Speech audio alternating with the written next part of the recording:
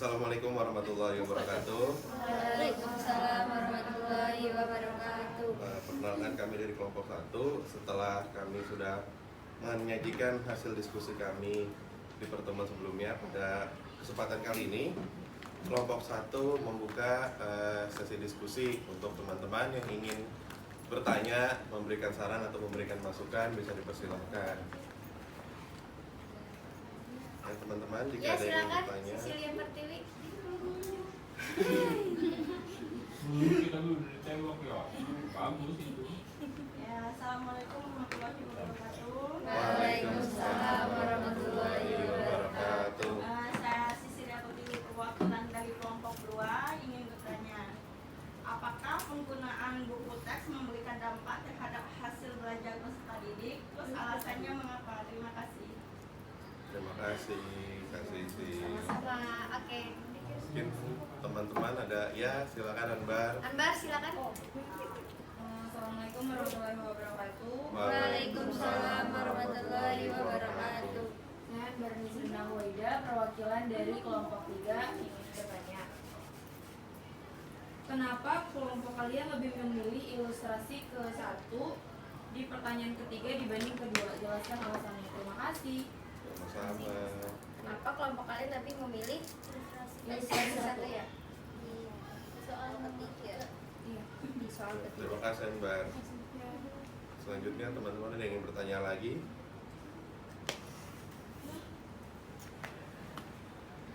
Oke, mungkin kita jawab dulu aja kali ya. Ya, dipersilakan kelompok 1 untuk menjawab. Oke, di sini kan pertanyaan yang pertama itu dari Cecilia Pertiwi ya, perwakilan dari kelompok 2, mengenai apakah penggunaan buku teks memberikan dampak terhadap hasil belajar peserta didik ya. Terus sedangkan kita ketahui sumber belajar bisa dari lingkungan dan sumber mana saja. Oke, sebenarnya pada sesi diskusi di pertemuan sebelumnya itu kan kami membahas tentang buku teks ya, lalu perbandingannya dengan apakah buku teks itu hanya sebagai acuan dari sumber satu-satunya dari kurikulum. Sedangkan kami sepakat dari kelompok kami bahwasannya tidak gitu ya, buku teks tidak hanya menjadikan satu-satunya sumber dari berbagai kurikulum. Namun di sini kan pertanyaan dari kakak itu mengenai apakah memiliki dampak. Tentunya pasti apapun yang kita lakukan, apapun yang kita cari gitu ya, ilmu dari manapun pastinya tentunya akan memiliki dampak gitu. Apalagi kan buku itu kan bisa dipertanggungjawabkan, sebelum diterbitkannya pun juga udah lolos hasil uji dan penelitian atau penulisnya pun sudah lolos standar lah gitu. Jadi kalau misalkan ditanyakan apakah mempengaruhi, iya, karena guru sendiri pun juga memiliki buku pegangan khusus guru, siswa pun juga memiliki buku untuk siswa, terus untuk latihan dan segala macamnya. Mungkin dari teman-teman kelompok ada yang ingin menambahkan? Mungkin nambahin sedikit ya jawabannya si Pak. Tadi ya, kenapa penggunaan buku teks memberikan dampak terhadap hasil belajar? Tentu ada dampaknya gitu, karena pasti ketika menggunakan buku teks akan materi di dalamnya itu berhubungan juga dengan dari lingkungan belajar dan sumber-sumber lainnya gitu. Jadi dari buku teks itu ada hubungannya dengan lingkungan belajar, dan kita sebagai guru itu bisa menambahkan referensi lainnya gitu, seperti dari internet ataupun dari tempat-tempat lainnya. Mungkin segitu. Mungkin ada yang mau nambahin lagi? Bagaimana Kak Sisil jawabannya? Ada tanggapan? Oh ya, sedikit tambahin lagi Kak. Terus kenapa buku itu memiliki hasil belajar juga ya? Karena jelas pasti kalau buku itu kan alurnya jelas ya Kak ya. Per babnya itu secara bertahap. Jadi peserta didik pun akan belajar dari step by step gitu. Jadi nggak mungkin nggak ada acuannya gitu. Jadi kan lebih mudah untuk dibawa kemanapun.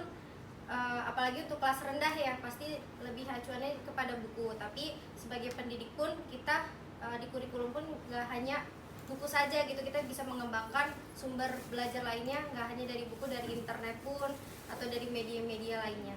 Gitu, Kak. Bagaimana Kak Sisil jawabannya? Silakan yang lainnya bisa menanggapi atau menambahkan. teman-teman ada yang ingin memberikan tanggapan atau tambahan lagi atas jawaban dari kelompok 1?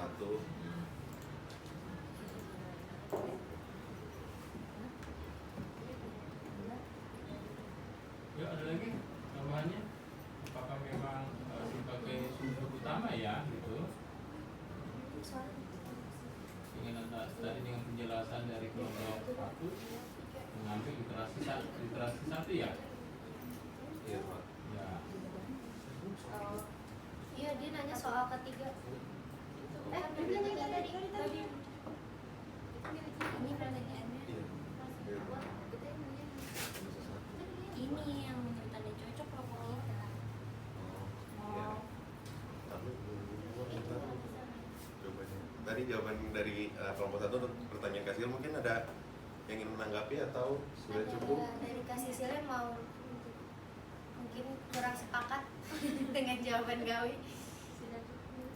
Dari kelompok 1 dan kelompok 2 ya. 2 mungkin yang lainnya bisa menambahkan atau memberikan satu tanggapan gitu. Ya.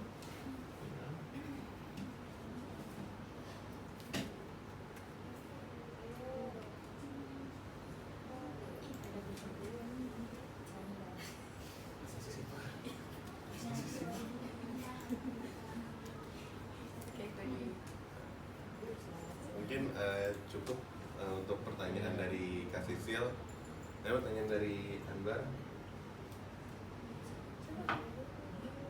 Pertanyaannya tadi Mengenai mengapa kelompok Oh, iya. 1 lebih memilih ilustrasi 1 pada soal ketiga dibandingkan ilustrasi kedua.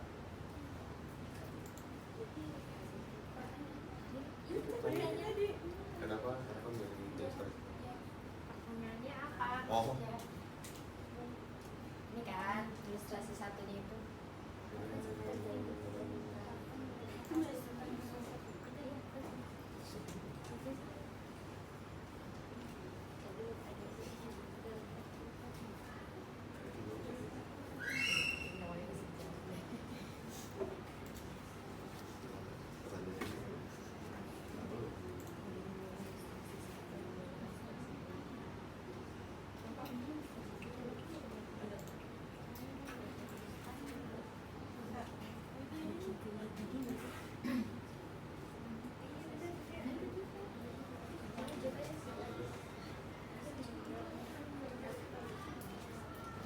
Oke, izin menjawab dari pertanyaan Anbar, kenapa kelompok kita lebih milih ilustrasi pertama dibanding ilustrasi kedua? Kalau menurut tergantung pada konteks pembelajarannya sih, dan tujuan spesifiknya pembelajaran lebih terstruktur dan urutan pembelajaran yang jelas dibutuhkan, menggunakan urutan penomoran bisa sesuai. Cuman di sini kalau misalkan pembelajarannya lebih berorientasi kepada konsep secara holistik dan tidak terpaku pada urutan, maka tidak menggunakan urutan penomoran itu bisa lebih fleksibel. Kayak contohnya dalam ini penerapan UBD itu sendiri, kayak di awal kan dia harus menentukan tujuan pembelajarannya dahulu ya kan, baru ke asesmen, ke penilaiannya, nah baru lanjut ke rancangan kegiatannya. Dalam yang lain, kelompok lain mungkin ada tanggapan atau masukan lagi? Ada Atau jawaban dari yang Ambare lain? sendiri? Jelas tuh loh sudah bilang. Bapak. Mungkin ada tambahan atau tanggapan dari teman-teman lainnya yang mau tekan-tekan. Oke. Saya sedikit menambahkan untuk saudari Anbar. Anbar, benar ya. Baik, di sini urutan penomoran itu tidak terlalu terpaku ya di sini, tetapi kita lebih mengedepankan tujuan pembelajarannya karena di tujuan pembelajaran kita punya acuan untuk apa yang mau kita capai, sedangkan buku teks tersebut bisa saja tidak sesuai dengan apa yang mau kita capai. Contohnya, semisalkan Jakarta sedang di musim cuaca-cuaca atau hujan gitu ya, mungkin kita bisa masuk ke bab tentang perubahan cuaca ya. Jadi kita tidak terlalu terpaku dengan misalkan bab 1, bab 2, bab 3 dalam semester 1 ya. Dalam semester 1 bab mana yang mau kita capai dulu. Misalnya kita sesuaikan dengan lingkungan kita, cuaca, ya kan? Nah, kita tuh hari ini cuacanya sedang cerah atau kita hari ini cuacanya tiba-tiba sedang turun hujan gitu kan. Bagaimana proses terjadinya hujan kan kita bisa masuk di situ. Kita cari tujuan pembelajarannya, kita desain tujuan pembelajarannya tidak harus sesuai dengan urutan-urutan yang ada di buku itu. Itu Bar. Terima kasih. Kira-kira ada sanggahan lagi gak Bar atau tambahan atau masukan atau enggak setuju nih gitu. Cukup. Kelompok 3 siapa aja sih tuh tujuh tangan? Kamu mau mandi sih Pak? Presentasi sih Pak? Manajernya siapa? Enggak. Kelompok manajernya siapa? Tapi Pak. Iya, kelompok 2 Suci ya, Pak. jadi harusnya udah didiskusikan gitu kan. Karena kita kan breakwork ya, desain yang memundurkan yang mana tujuannya dulu kan yang Iya. gitu. Harusnya digali lagi. Gak apa-apa. Mungkin bagi gue kedinginan. Udah ya. Cukup ya. Udah cukup Bapak. Kesimpulannya. Ayo deh. Izin membacakan kesimpulannya ya dari diskusi kita hari ini. Tadi kan dari dua pertanyaan tadi bisa dapat disimpulkan bahwasannya buku teks itu bukan jadi sumber satu-satunya dari kurikulum, namun bisa mencari referensi lain untuk dijadikan bahan media pembelajaran. Lalu selanjutnya untuk kesimpulan yang kedua itu tadi kan untuk penomoran itu tidak harus berurutan, tapi kita lihat dari tujuan pembelajaran berdasarkan alur UBD juga. Jadi kita bisa menyesuaikan penomoran tersebut berdasarkan tujuan pembelajaran dan apapun yang sedang kita ada di sekitar gitu loh. Maksudnya kita menyesuaikan dengan apa yang sedang kita mau pelajari. Mungkin itu aja yang bisa dapat kami sampaikan. Taufik. Terima kasih teman-teman atas partisipasinya, untuk yang sudah menanya, memberikan tanggapan atau memberikan saran.